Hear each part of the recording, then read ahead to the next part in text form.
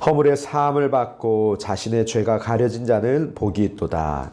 마음에 간사함이 없고 여호와께 정죄를 당하지 않는 자는 복이 있도다. 내가 입을 열지 아니할 때 종일 신음함으로 내 뼈가 쇠하였도다. 주의 손이 주야로 나를 누르시오니 내 진액이 빠져서 여름 가뭄에 마름같이 되었나이다. 내가 이르기를 내 허물을 여호와께 자복하리라 하고 주께 내 죄를 아뢰고 내 죄악을 숨기지 아니하였더니 곧 주께서 내 죄악을 사하셨나이다. 이로 말미암아 모든 경건한 자는 주를 만날 기회를 얻어서 주께 기도할지라. 진실로 홍수가 범람할지라도 그에게 미치지 못하리이다. 주는 나의 은신처이오니 환난에서 나를 보호하시고 구원의 노래로 나를 두루시리이다. 너를 주목하여 훈계하리로다. 너희는 무지한 말이나 노새같이 되지 말지어다. 그것들은 제갈과 굴레로 단속하지 아니하면 너희에게 가까이 가지 아니하리로다. 악인에게는 많은 슬픔이 있으나 여호와를 신뢰하는 자에게는 인자하심이 두루리로다. 함께 읽겠습니다. 너희 의인들아 여호와를 기뻐하며 즐거워할지어다. 마음이 정직한 너희들아 다 즐거이 외칠지어다. 아멘. 오늘 이 시편 32편 말씀은 다윗의 마스길이라는 소제목이 붙어 있습니다. 시편 전체에는 13개의 마스길이 있는데 그 중에서 첫 번째 마스길입니다. 우리가 정확한 뜻은 알 수가 없지만 8절 말씀에 훈계하리로다 라는 이 동사와의 관련성 때문에 교훈적인 시다라고 우리가 해석을 합니다. 그래서 이 시편 32편 말씀은 지혜와 감사를 중심으로 해서 악인과 의인의 대조를 통해 우리 여호와 하나님을 기뻐하고 즐거워하는 삶으로 초대하고 있는 그러한 시입니다. 우리 1절, 2절 말씀에 보면은 허물의 사함을 받고 자신의 죄가 가려진 자는 복이 있도다. 또 마음에 간사함이 없고 여호와께 정죄를 당하지 아니하는 자는 복이 있도다라고 복으로 초청을 하고 있습니다. 이것은 동의적 평행법, 히브리시의 동의적 평행법이 사용되었는데 같은 의미의 말을 다른 말로 반복해서 표현하면서 강조하고 있는 것입니다. 허물의 사함을 받고 그리고 또 마음에 간사함이 없고 그리고 또 자신의 죄가 가려진 자, 여호와께 정죄를 당하지 아니하는 자, 같은 내용으로 구성되어 있죠. 공통점은 무엇이냐면 복이 있는 삶이라는 것입니다. 그리고 또 한 가지 공통점은 죄를 가리시고 정죄하지 않으시는 분, 그 주체가 바로 우리의 하나님이시다라고 말씀하는 것이죠. 사람 가운데에서 스스로 죄 문제를 해결할 수 있는 자는 그 누구도 없습니다. 자기 스스로 자기의 죄를 제대로 직면한다면 감히 다른 사람을 정죄하거나 다른 사람의 실수를 이렇게 입에 오르게 내리게 할 수도 없습니다. 우리가 요한복음 8장 말씀에서 음행하다가 잡힌 여자를 기억하실 것입니다. 사람들이 분노에 가득 차서 그 여인을 끌고 오죠. 그리고 그 앞에 예수님 앞에 세우고서는 이 여자가 간음하다가 현장에서 잡혔습니다. 모세가 율법에 이러한 여자를 돌로 치라고 명했는데 선생은 어떻게 말하겠습니까? 예수님을 시험하기도 하고 또 그 여인의 죄에 대해서 스스로 뭔가 알 수 없는 정의감에 불타오르면서 이렇게 이야기합니다. 그때 예수님께서 한 말씀도 하시지 아니하고 땅바닥에 허리를 굽히시고 무언가를 쓰시기 시작하시죠. 그리고서는 일어나서 말씀하시기를 너희 중에 죄 없는 자가 먼저 이 여인을 돌로 치라라고 말씀을 하십니다. 그리고 다시 땅바닥에다 무언가를 쓰기 시작하십니다. 그리고 그 주변에 있던 그 성난 무리들은 양심의 가책을 느껴서 어른으로부터 시작하여서 젊은이까지 하나씩 하나씩 집으로 돌아가고 오직 예수님과 그 여인만 둘이 남아서 독대하고 있습니다. 그리고 예수님께서 그 여인에게 말씀하시기를 나도 너를 정죄하지 아니하노니 가서 다시는 죄를 범하지 말라라고 말씀하셨습니다. 예수님께서도 오직 예수님만이, 우리 하나님만이 그렇게 사람의 죄를 정죄하실 수 있는 분이시고 또한 그 죄의 문제를 해결하실 수 있는 분이시죠. 죄에 대해서 그 값을 묻거나 용서하실 수 있는 분은 오직 우리 하나님 뿐이십니다. 로마서 3장 23절 24절 말씀에 모든 사람이 죄를 범하였음에 하나님의 영광에 이르지 못하더니 그리스도 예수 안에 있는 속량으로 말미암아 하나님의 은혜로 값없이 의롭다 하심을 얻은 자 되었느니라 라고 말씀하십니다. 오직 하나님의 은혜로만 우리가 죄의 사함을 받을 수가 있는 것이죠. 그래서 마틴 루터가 이 말씀 가운데서 정말 복음을 발견하고 진리를 발견하고 이에 기반하여서 그 당시 횡행하였던 그 어리석은 일들을 벗어버리고 종교개혁을 일으키는 그 시작점에 서게 된 것입니다. 우리 3절 4절 말씀에서는 내가 입을 열지 아니할 때 종일 신음함으로 내 뼈가 쇠하였도다.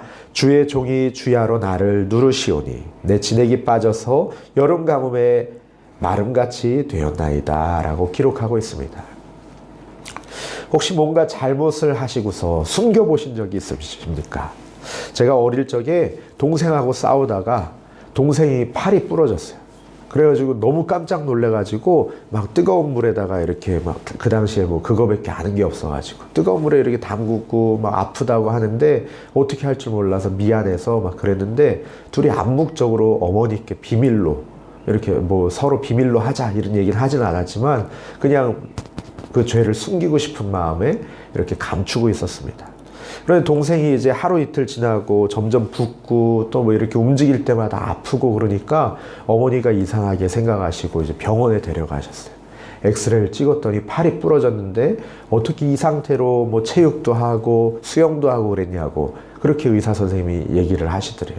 그래서 이제 그때 막 이제 둘이 같이 울면서 사실은 우리가 싸우다가 이렇게 됐어요. 그러면서 잘못을 이야기했는데 그 전까지의 마음은 정말 이 다윗을 고백하는 것과 같이 하나님 앞에서 이렇게 죄를 숨기고 있을 때 신음하고 뼈가 쇠하는 것 같이 그리고 또 하나님께서 주야로 누르시오니 진액이 빠져서 여름 가뭄에 마름같이 바짝 말리는 것 같은 그런 마음 가운데 죄책감 가운데 살았었습니다.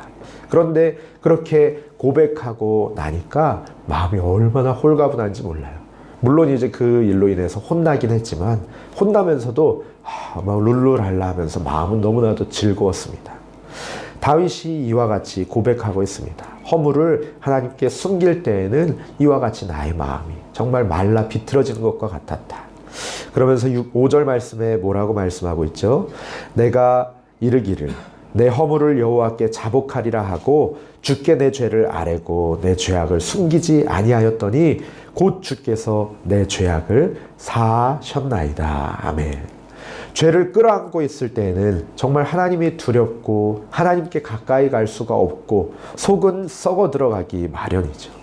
그러나 하나님 앞에 우리의 죄를 아뢰이고 하나님 앞에 회개하며 나아갈 때는 하나님께서는 우리를 책망하고 정죄하시지 아니하고 용서해 주신다라고 말씀을 하고 있습니다. 다윗뿐만 아니라 성경에서 많은 저자들이 그리고 또 많은 말씀을 통하여서 하나님의 이러한 성품을 우리에게 알려주셨죠.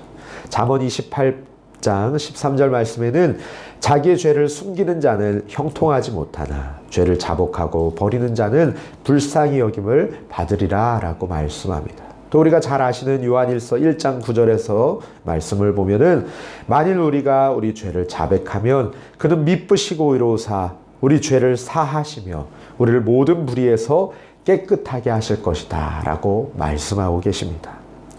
우리가 하나님 앞으로 나아가서 진실되게 주님 앞에 회개할 때에는 우리의 죄악을 숨기지 아니하고 하나님 앞에 자백하며 아뢰일 때는 하나님께서 들으시고 용서하여 주신다라고 말씀합니다. 돌로 쳐 죽임 당해야 마땅한 그 여인의 죄에 대하여서도 우리 예수님께서는 나도 너를 정죄하지 아니하노니 가서 다시는 죄를 범하지 말라라고 말씀하셨죠. 다윗이 우리아의 아내 밧세바를 범하고 우리아를 최전방으로 내몰아서 죽게 했을 때에도 선지자 나단의 말을 듣고 하나님 앞에 금식하며 눈물로 회개하며 내가 여호와께 죄를 범하였습니다라고 고백할 때 하나님께서는 다윗의 죄를 사하여 주시고 그를 살려주셨습니다. 그래서 다윗은 시편 51편에 이와 같이 기록하고 있죠. 주의 얼굴을 내 죄에서 돌이키시고 내 모든 죄악에서 지워주소서. 하나님이여 내 속에 정한 마음을 창조하시고 내 안에 정직한 영을 새롭게 하소서.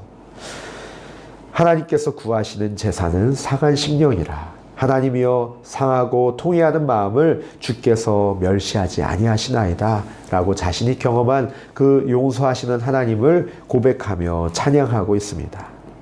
이 하나님 앞에 두려워하고 숨길 것이 아니라 주님 앞에 정말 통회하는 마음으로 눈물로 회개하며 나아가다가 주님의 은혜를 경험하는 저와 우리 성도님들 되시기를 간절히 바랍니다.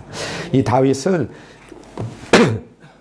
본인의 이 간증을 통하여서 사람들에게 이렇게 권면하고 있습니다. 6절 말씀을 보면은 이로 말미암아 모든 경건한 자는 주를 만날 기회를 얻어서 주께 기도할지라 진실로 홍수가 범람할지라도 그에게 미치지 못하리이다. 아멘.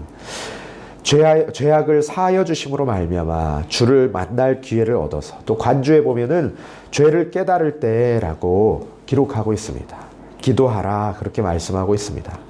죄를 깨닫게 되는 그때가 바로 우리 주님을 만날 기회인 줄 알고 우리가 주님 앞에 바로 엎드려서 기도해야 할 줄로 압니다.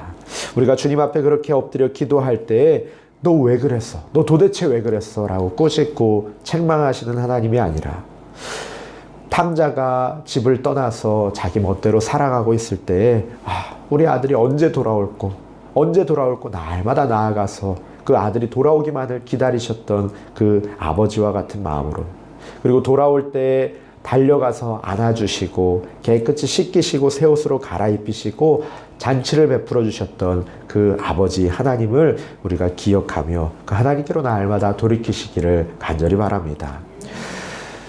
6절 말씀 다시 한번 보면은 홍수가 범람할지라도 그에게 미치지 못할 것이다 라고 말씀을 하고 있습니다. 왜냐하면 주님께서, 우리 하나님께서 나의 은신처가 되어주시기 때문이다 라고 고백하고 있죠. 어제 말씀에서는 반석이요 피할 바위시요 산성이 되신다 말씀하셨습니다. 그리고 오늘 말씀에서는 주께서 나의 은신처가 되어주신다. 그래서 환난에서 나를 보호하여 주시고 구원의 노래로 나를 둘러주신다라고 말씀을 하고 있습니다. 또 8절 말씀에는 내가 네 갈 길을 가르쳐 보이고 너를 주목하여 훈계하리로다 라고 말하면서 9절에서 비유를 통해서 이와 같이 이야기합니다. 너희는 무죄한 말이나 노새같이 되지 말지어다 라고 말합니다. 말이나 노새같이 그렇게 되지 말아라 라고 말합니다. 그것들의 특징이 무엇입니까? 제갈과 굴레로 이렇게 묶고 강제로 끌고 가야지만 사람에게 가까이 오죠. 너희들은 그렇지 말고 죄를 사하시고 구원의 노래로 두르시는 그 인자하시고 자비로우신 하나님, 그 하나님께로 스스로 돌이키라 라고 말씀을 하고 있습니다.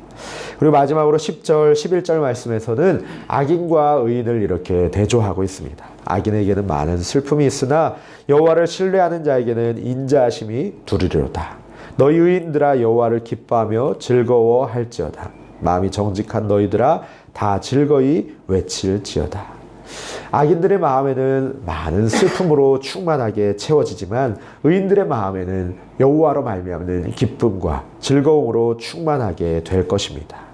악인들은 뼈가 쇠하고 진액이 빠져 여름 가뭄에 바짝 마르는 것 같이 될지라도 의인들은, 하나님을 신뢰하는 자들은 하나님의 인자하심이, 하나님의 구원하심이 그를 둘러서 그를 구원하시고 그에게 평안과 기쁨과 감사와 즐거움을 허락하실 것입니다. 우리 이 하나님을 기억하며 이 하나님 앞에 날마다 나아가 주님 앞에 회개하고 주님께로 돌이키는 저와 우리 성도님들 되시기를 간절히 바랍니다. 우리 이 시간에 함께 말씀을 의지하여 기도하기 원합니다. 아버지 하나님, 우리들이 우리의 죄를 사하시고 우리를 품에 안아주시고 우리를 새 옷으로 갈아입히시며 우리를 구원하여 주시는, 우리에게 잔치를 베풀어 주시는 그 아버지 하나님을 기억하기 원합니다. 하나님을 두려워하지 아니하게 하시고 아버지 되신 하나님 앞으로 가까이 나아가게 하여 주시고 날마다 우리의 죄를 주님 앞에 아뢰이며 주님 앞에 눈물로 통회하며 주님의 자녀로서 주님 앞에 안기는 우리들 될 수 있도록 해달라고, 그리고 또 우리 개인의 기도 제목을 가지고 함께 기도하시겠습니다.